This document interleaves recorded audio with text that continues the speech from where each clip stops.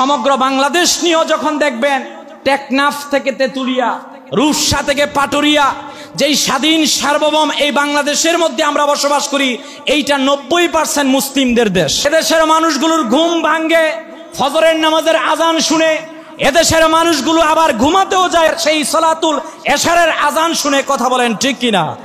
কিন্তু মনে রাখতে হবে, যদি আপনি আমি এই ইচ্ছে করি এই কোরআনকে ফু দিয়ে নিভিয়ে দিব, এই কোরআনকে দুনিয়া থেকে ডিলিট করে দিব, এই কোরআনকে বাংলাদেশ থেকে উৎখাত করব, আমি বলবো এইটা পৃথিবীর মধ্যে সবচেয়ে বড় ব্যর্থ চেষ্টা। কথা বলেন ঠিক কিনা?